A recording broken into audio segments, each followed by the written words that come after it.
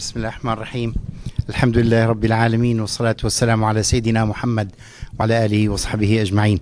Dear brothers, dear sisters, dear friends, the Islamic financing is something like doing financing as usual.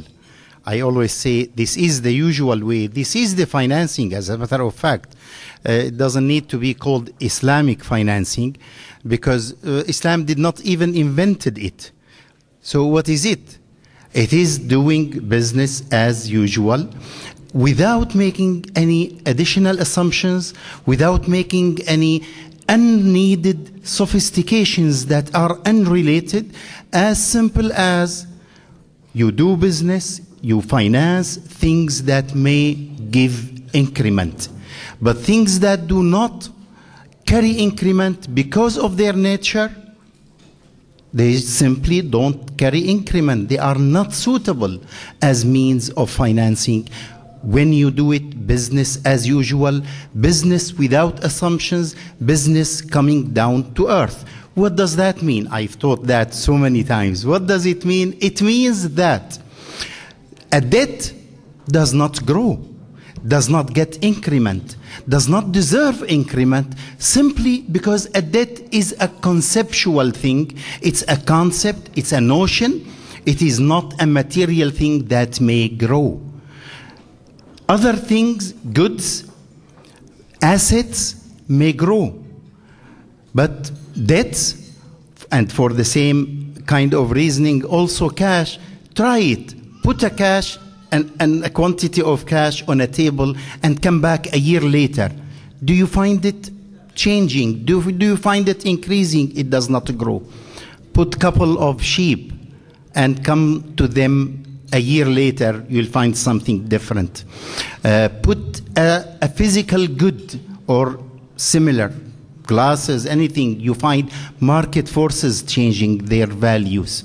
Same thing for other assets. So the idea then, you want to do financing as usual, as it should be, without any assumption, coming down to earth, coming to ground. That is the financing that is done through either goods or services or doing business together.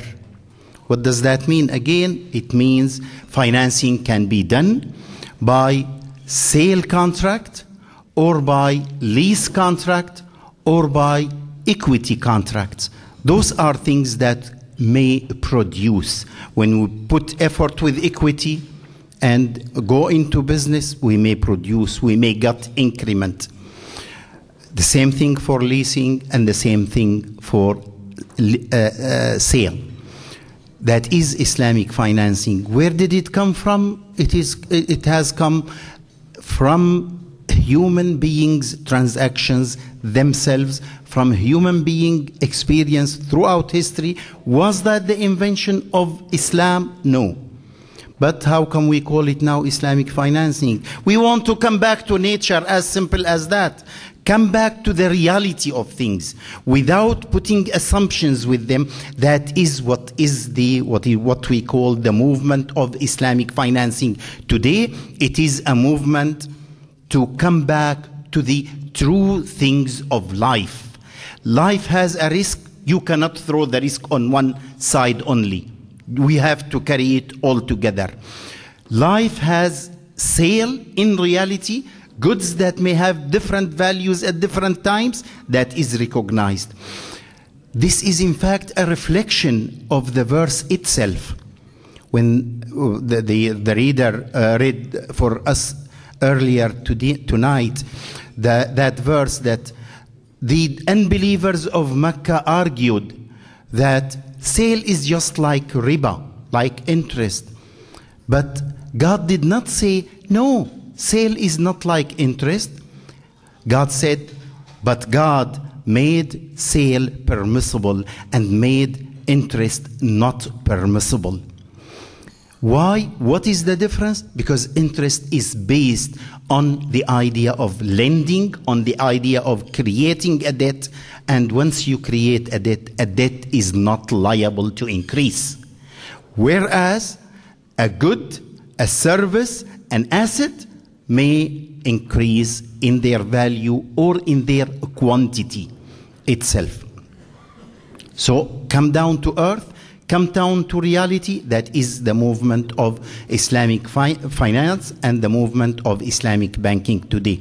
This movement, although it is as old as humanity, but come back to it again, come back to earth again, to the ground, to the reality, to things as they are in the true sense, without assumptions. It started in the mid-70s, and it has been growing since at a rate, started 50-60%, but then it went down to around 11% per year throughout the world. This is a growth in a banking sector that is not precedented in any other segment of the banking sector in the whole world.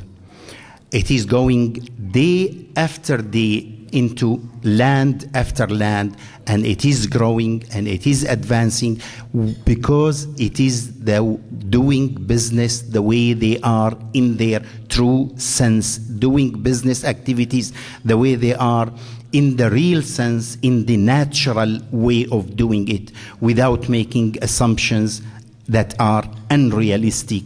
Although you find Wall Street Journal talking about them always, but you come down to touch it, what is it? It's unrealistic. Islamic financing has reached a level now that it is developing capital markets.